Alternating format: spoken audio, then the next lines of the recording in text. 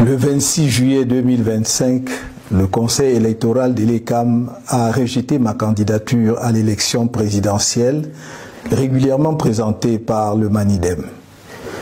Le 28 juillet, j'ai déposé un recours contre cette décision infondée devant le Conseil constitutionnel.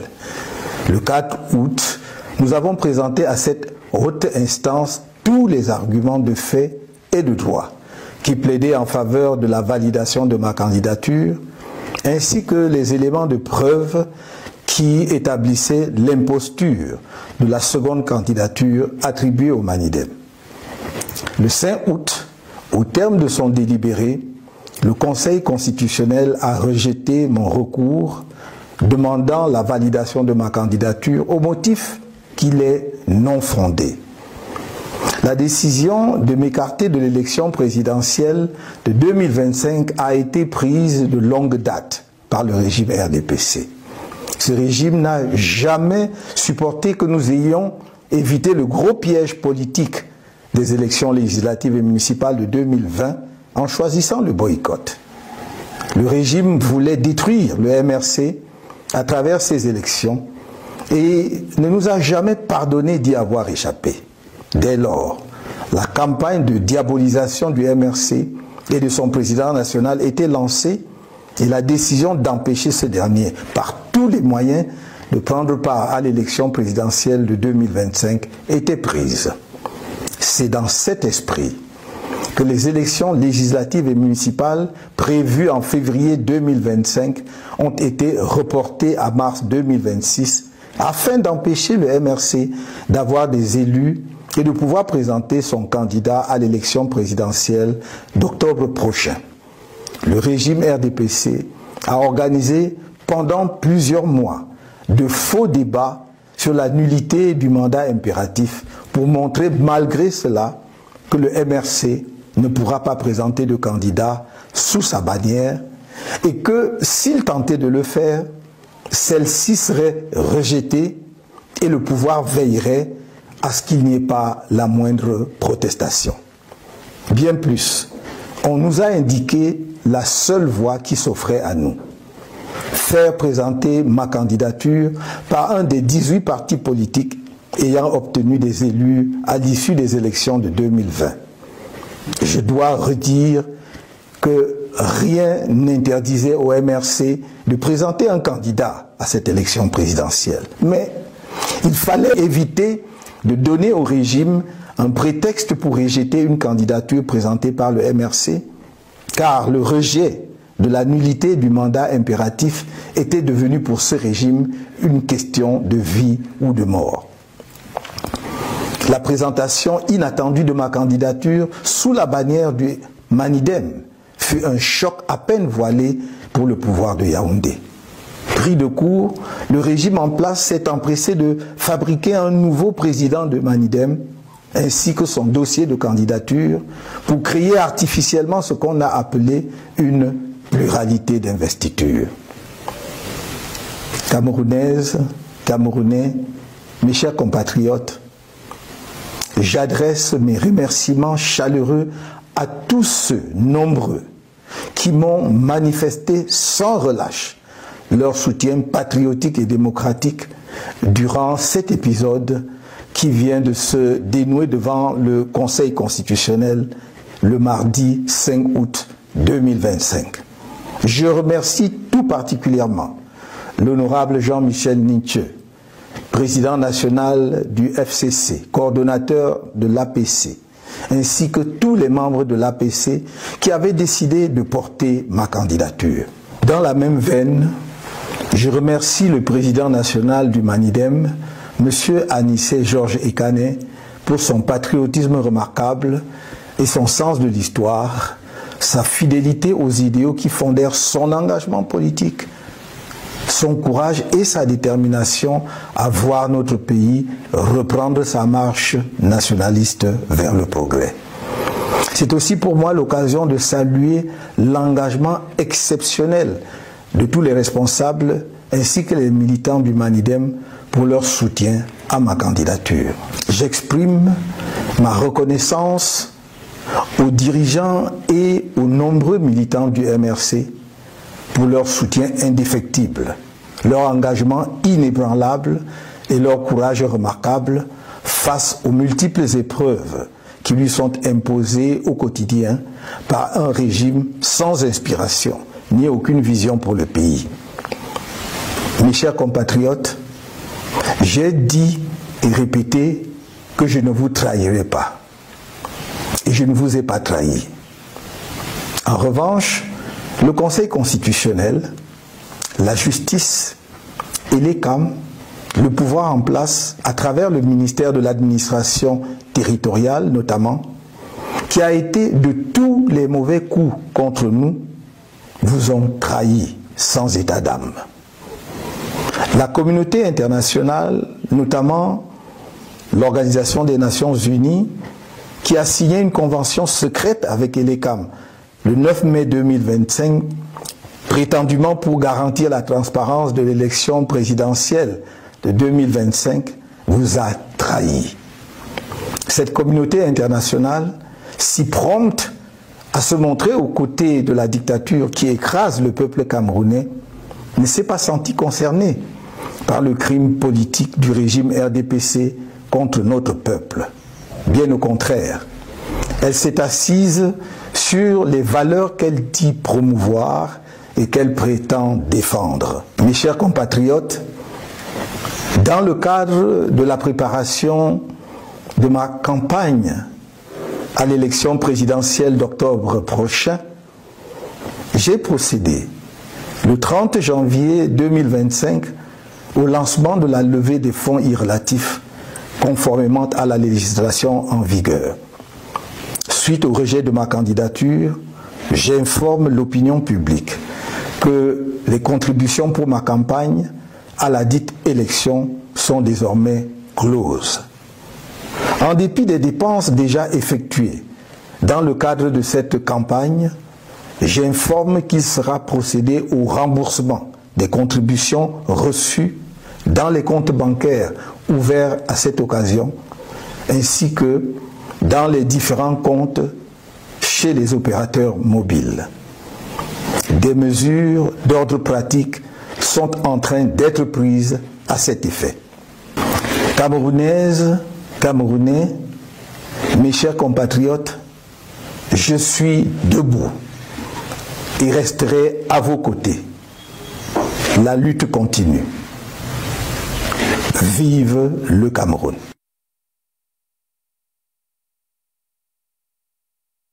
On 26 July 2025, the Electoral Council of ELECAM rejected my candidacy for the presidential election, which had been duly submitted by Manidem.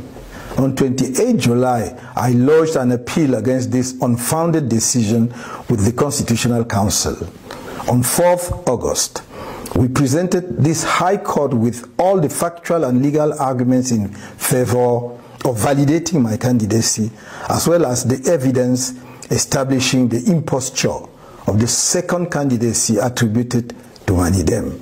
On 5th August, at the end of its deliberations, the Constitutional Council rejected my appeal for validation of my candidacy on the grounds that it was unfounded. The decision to exclude me from the 2025 presidential election was taken a long time ago by the CPDM regime. This regime never accepted the fact that we avoided the big political trap of the 2020 legislative and municipal elections by choosing the boycott. The regime wanted to destroy the CRM through these elections and never forgave us for escaping. From then on, the campaign to demonize the CRM and its national president was launched, and the decision was taken to prevent him by any means possible from taking part in the 2025 presidential election. It was with this in mind that the legislative and municipal elections scheduled for February 2025 were postponed until March 2026 in order to prevent the CRM from having any elected representatives and from being able to present its candidates in the presidential election next October.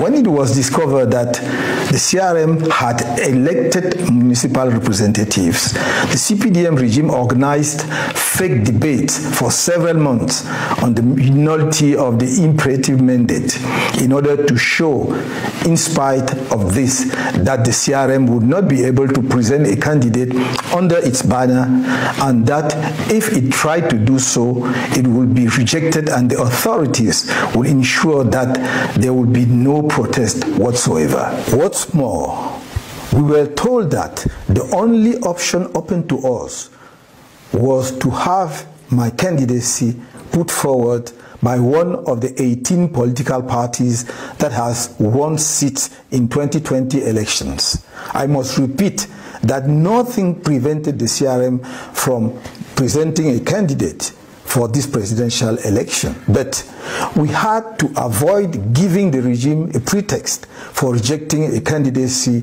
presented by the CRM, because rejecting the nullity of the imperative mandate had become a matter of life or death for this regime. The unexpected presentation of my candidacy under the Manidem banner came as a thinly veiled shock to those in power in Yaoundé. Taken by surprise, the regime in power rushed to create a new president of Manidem and his candidacy file to artificially create what was called a plurality of investiture. Cameroonians, my dear compatriots, I would like to extend my warmest thanks to the many people who have tirelessly shown me their patriotic and democratic support during this episode, which has just been resolved before the Constitutional Council on Tuesday, 5th August 2025. I would particularly like to thank the Honorable Jean-Michel Ninche, National Chairman of the FCC and the coordinator of the Political Alliance for Change, as well as the members of the Political Alliance for Change who decided to support my candidacy. In the same vein, I would like to thank the National President of Manidem, Mr. Anissé George Ekane, for his remarkable patriotism and sense of history, his loyalty to the ideals on which his political commitment was founded, his courage and determination to see our country resume its nationalist march towards progress. This is also an opportunity for me to salute the exceptional commitment of all the leaders and activists of Manidem for their support for my candidacy. I would like to express my gratitude to the leaders and many militants of the CRM for their unfailing support, their unwavering commitment, and their remarkable courage in the face of the many trials imposed on them on a daily basis by a regime that has no inspiration and no vision for the country. My dear compatriots, I have told you again and again, I will not betray you. And I have not betrayed you. On the other hand, the Constitutional Council, the judiciary, ELECAM, the powers that be, through the Ministry of Territorial Administration in particular, which has been involved in all the wrong moves against us, have betrayed you without a second thought. The international community, notably the UN, which signed a secret agreement with ELECAM on 9th May 2025, supposedly to guarantee the transparency of the 2025 presidential election, has betrayed you. This international community, so quick to stand by the dictatorship that is crushing the Cameroonian people, did not feel concerned by the CPDM regime's political crime against our people. On the contrary, it has sat on the values it claims to promote and defend. My dear compatriots, as part of the preparations for my campaign for the presidential election next October, on 30 January 2025, I launched the fundraising campaign in accordance with the legislation in vigor. Following the rejection of my candidacy, I would like to inform the public that contributions to my campaign for the forthcoming elections are now closed. Despite the expenses already incurred in connection with this campaign, I hereby inform you that the contributions received in the bank accounts open for this purpose and in the various accounts with mobile operators will be reimbursed. Practical measures are being taken to this regard. Cameroonians, my dear compatriots, I'm on my feet and will remain at your side. The struggle continues. Long live Cameroun. La déclaration analysée s'ouvre sur un rappel factuel des événements récents. Le 26 juillet 2025, le Conseil électoral de l'ELECAM a rejeté la candidature du déclarant présenté par le MANIDEM pour l'élection présidentielle prévue le 12 octobre 2025. Cette précision temporelle et institutionnelle établit dès le départ le contexte légal et administratif dans lequel s'inscrit le litige. L'orateur mentionne immédiatement le recours déposé le 28 juillet auprès du Conseil constitutionnel, suivi de l'audience du 4 août. Selon ces termes, tous les arguments de fait et de droit auraient été présentés. Ce choix narratif sert à démontrer une démarche conforme aux procédures existantes, renforçant ainsi l'image d'une contestation inscrite dans le cadre légal. Cependant, l'analyse du vocabulaire de la construction montre que cette ouverture n'est pas purement descriptive. Elle prépare le terrain pour exposer une thèse centrale, celle d'un rejet injustifié et planifié à l'avance. Dès la minute 59, l'orateur formule explicitement l'accusation selon laquelle la décision de l'écarter aurait été prise de longue date par le régime en place.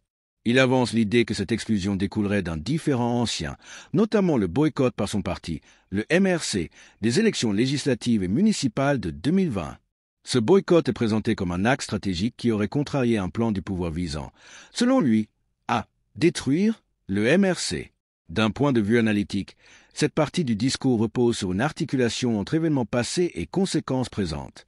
L'auteur relie deux séquences temporelles distinctes, le choix politique de 2020 et l'exclusion électorale de 2025. L'efficacité rhétorique de cette construction tient au fait qu'elle invite l'auditeur à percevoir la situation actuelle comme l'aboutissement d'un processus et non comme un événement isolé. Dans la communication politique, ce procédé est fréquent. Il permet de transformer un incident ponctuel en symbole d'un problème structurel plus vaste.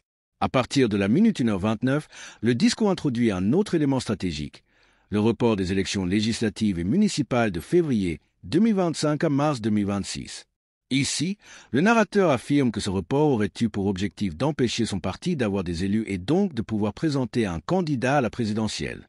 Sur le plan factuel, l'existence d'un tel report est vérifiable dans le registre des décisions officielles. En revanche, l'attribution d'une intention précise à ce report relève de l'interprétation politique et non de la preuve juridique formelle. Cette nuance est importante. Dans un commentaire analytique neutre, il convient de distinguer les faits vérifiables des hypothèses ou conclusions politiques. L'orateur évoque ensuite les débats sur la nullité du mandat impératif comme une manœuvre pour priver son parti de candidature.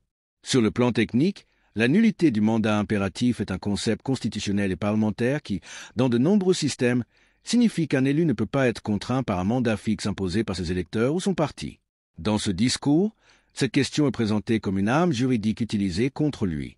L'analyse ici doit relever que, même si le mandat impératif est un sujet juridique complexe, il est exploité dans la narration comme un élément de stratégie politique. À la minute 2h42, une précision importante apparaît. Selon l'orateur, rien dans la loi n'interdisait au MRC de présenter un candidat. Toutefois, il affirme que le choix a été fait d'éviter de donner au pouvoir un prétexte pour rejeter une candidature directe, ce qui a motivé le recours à un autre parti, le MANIDEM. Cette stratégie, selon son récit, devait contourner les obstacles, mais a finalement déclenché une réaction rapide du pouvoir. La création, selon lui, d'un nouveau président du MANIDEM et d'un dossier concurrent pour provoquer une pluralité d'investiture. L'examen de cette séquence montre que le discours joue sur deux registres, la légitimité juridique et la légitimité politique. Juridiquement, il se présente comme respectueux des procédures et des textes. Politiquement, il se pose en victime d'un environnement hostile et manipulateur. Cette dualité renforce l'attrait du message auprès du public qui valorise à la fois la conformité à la loi et la capacité de résistance face aux pressions. Dans la partie allant de 3h41 à 5h08, l'orateur multiplie les remerciements envers ses alliés et soutiens. Cette séquence de gratitude a une fonction double.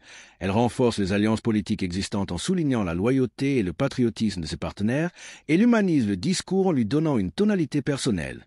Dans un contexte électoral, même après l'exclusion d'une candidature, cette démarche permet de maintenir la cohésion d'un réseau politique et d'éviter l'érosion du soutien populaire. À partir de 5h37, le discours prend un ton plus accusatoire, évoquant la trahison non seulement des institutions nationales comme le Conseil constitutionnel, l'ELECAM et le ministère de l'administration territoriale, mais aussi de la communauté internationale, notamment l'ONU. Ici, l'analyse doit relever que le terme « trahison » est chargé émotionnellement. Il implique une rupture de confiance profonde et un jugement moral négatif. L'usage répété de ce terme déplace le débat d'un terrain juridique vers un terrain éthique et symbolique. Lorsque l'orateur critique l'accord signé le 9 mai 2025 entre l'ONU et l'ELECAM, présenté comme ayant pour but officiel de garantir la transparence du scrutin, il laisse entendre que cet accord serait en réalité complice du problème qu'il dénonce. Dans l'argumentation politique, ce type de critique vise à élargir le champ des responsabilités. Il ne s'agit plus seulement d'un conflit interne, mais d'une affaire qui impliquerait aussi des acteurs internationaux. Enfin, dans les passages allant de 6h30 à 7h29, le discours se conclut sur une annonce pratique, la fermeture de la levée de fonds pour la campagne et le remboursement des contributions reçues. Cette information est importante car elle apporte une dimension de responsabilité financière et de transparence, deux éléments susceptibles de renforcer l'image de sérieux du candidat auprès du public. La conclusion se veut mobilisatrice. Je suis debout et resterai à vos côtés. La lutte continue. Ce choix de mots s'inscrit dans une tradition rhétorique qui cherche à transformer une défaite procédurale en point de départ pour une mobilisation future. D'un point de vue strictement analytique, le texte étudié combine trois dimensions. La présentation factuelle d'événements récents, l'interprétation politique de ces événements et l'appel émotionnel au soutien populaire. Cette combinaison est classique dans les discours de figures politiques confrontées à une exclusion électorale. Elle vise à maintenir la visibilité publique, à consolider les alliances et à préparer le terrain pour des actions futures, qu'elles soient politiques, juridiques ou sociales. En conclusion de cette première partie, on peut dire que le discours du 26 juillet au 7 août 2025 repose sur une structure rhétorique cohérente. Un rappel des faits, une mise en relation avec un contexte historique, une désignation d'acteurs jugés responsables et une réaffirmation de l'engagement personnel. L'ensemble reste dans un cadre argumentatif qui, bien que chargé en jugement de valeur, conserve une organisation méthodique. Dans le contexte politique actuel, où les dynamiques internationales influencent de plus en plus les discours nationaux, certaines déclarations suscitent à la fois l'attention et la réflexion. Récemment, les propos de Michel Ngachou, invitant les Camerounais à afficher des drapeaux russes et à organiser des manifestations, ainsi que ceux de Chiroma Bakary, président du FSNC, ont déclenché un débat autour de la place de l'influence étrangère dans les prises de position publiques. L'intérêt de cette analyse est de comprendre non seulement le contenu de ces déclarations, mais aussi leur portée, leurs implications et la façon dont elles peuvent être perçues par l'opinion publique et par les observateurs extérieurs. L'objectif n'est pas de juger, mais de mettre en lumière les enjeux, tout en restant dans un cadre respectueux et conforme aux règles de modération des plateformes. Le discours de Michel Ngachou, en appelant explicitement à arborer des drapeaux russes et à manifester, s'inscrit dans une logique symbolique forte. L'utilisation d'un drapeau étranger, surtout dans un contexte politique tendu, n'est jamais neutre. Elle véhicule un message qui dépasse la simple démonstration d'affection envers un pays. Elle traduit un alignement politique, une reconnaissance d'influence ou une forme de solidarité internationale. Dans le cas présent, cette démarche invite à réfléchir sur la signification réelle de ce geste. Est-ce un appel à soutenir une politique étrangère précise, une manière de protester contre une autre influence internationale ou une volonté d'inscrire le Cameroun dans une dynamique géopolitique particulière? La nuance est importante, car elle détermine la perception du message. D'un point de vue analytique, la forme même de cet appel mérite attention.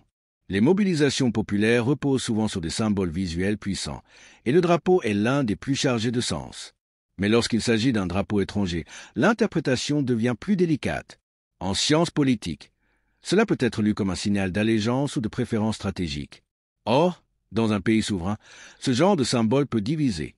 Certains y verront une ouverture et un soutien à un partenaire, d'autres y percevront une ingérence indirecte ou une perte d'autonomie symbolique. Ce double effet est l'un des points clés à examiner. La dimension émotionnelle de ce genre de discours est également centrale. En appelant à des manifestations et à des démonstrations publiques, Michel Ngatsou sollicite non seulement l'adhésion intellectuelle, mais aussi l'engagement physique et visible des citoyens. Cela relève d'une stratégie de mobilisation où le but est de créer un impact visuel fort, susceptible d'être relayé dans les médias traditionnels et sur les réseaux sociaux. Les images de foules brandissant des drapeaux étrangers peuvent avoir un effet considérable sur la perception extérieure d'un pays. Elles peuvent aussi influencer la manière dont les citoyens se positionnent les uns par rapport aux autres. Dans cette analyse, il faut aussi prendre en compte le contexte global, les tensions géopolitiques actuelles, les rivalités entre blocs et les alliances stratégiques en évolution rapide. L'appel à soutenir un acteur précis sur la scène internationale ne peut être isolé de ces réalités. Chaque geste, chaque symbole, chaque slogan s'inscrit dans une trame plus large où les pays, les organisations et les dirigeants cherchent à affirmer leur position. Cela explique pourquoi certains observateurs peuvent interpréter cet appel comme un simple acte de solidarité, tandis que d'autres y verront une manœuvre politique. En parallèle, les propos de Chiroma Bakary s'inscrivent dans un registre qui, tout en étant différent dans la forme, relève aussi de la communication politique orientée vers la mobilisation et l'influence. En tant que président du FSNC, ces déclarations ont un poids particulier, car elles s'accompagnent de la légitimité politique d'un parti reconnu. Lorsqu'il prend position, son discours peut être perçu comme représentatif d'une partie de la classe politique camerounaise, ce qui lui confère une portée plus institutionnelle. Cela signifie aussi que ses propos sont susceptibles d'être analysés non seulement par ses partisans, mais aussi par ses adversaires politiques et par les observateurs internationaux. L'approche analytique implique de comparer la rhétorique utilisée par ces deux personnalités. Michel Ngatsou opte pour un appel direct à l'action populaire, reposant sur des symboles visuels. Chiroma Bakary, quant à lui, a souvent recours à un discours plus institutionnel dans lequel les arguments sont ancrés dans une vision politique et une lecture des rapports de force. Ce contraste est révélateur. Il met en évidence deux manières d'exercer une influence sur l'opinion publique, l'une par la mobilisation populaire immédiate, l'autre par l'argumentation et l'ancrage dans le cadre politique formel. Il convient également de souligner que, dans les deux cas, le fond du discours touche à des thématiques sensibles. Souveraineté nationale, relations internationales et positionnement du Cameroun face aux puissances mondiales. Ces sujets, lorsqu'ils sont abordés dans un contexte médiatique ouvert, peuvent susciter des réactions fortes, positives ou négatives. C'est pourquoi leur analyse demande de la prudence et de la nuance afin d'éviter les interprétations simplistes ou polarisées. En termes de communication, ces déclarations présentent aussi un intérêt du point de vue stratégique. L'appel de Michel Ngatsou repose sur l'activation rapide d'un réseau militant ou sympathisant. Il s'agit de provoquer une réponse visible en un laps de temps court, ce qui peut créer un effet de surprise et d'intensité. Le discours de Chiroma Bakary, plus ancré dans la continuité, vise plutôt à consolider une vision politique et à orienter le débat public sur le long terme. Ces deux méthodes, bien que différentes, peuvent se compléter ou s'opposer selon les objectifs poursuivis et les publics ciblés. Enfin, il est utile de rappeler que dans un environnement médiatique où l'information circule vite et où les images ont un impact immédiat, chaque mot et chaque geste comptent. Les réseaux sociaux amplifient ces effets, rendant les discours et les symboles encore plus influents qu'auparavant. Cela signifie aussi que le moindre signe perçu comme un alignement politique peut être repris, interprété et parfois déformé. C'est dans ce contexte qu'il faut comprendre la portée des propos de Michel Ngatsou et de Chiroma Bakary. Au-delà des mots, ce sont des signaux envoyés dans un espace public où tout est scruté. Si ce genre d'analyse vous intéresse et que vous souhaitez suivre l'évolution des débats politiques avec un regard objectif et documenté, pensez à vous abonner, à partager cette réflexion et à laisser votre avis dans les commentaires. Votre opinion enrichit le débat et permet d'explorer ces questions sous différents angles, dans le respect des idées de chacun.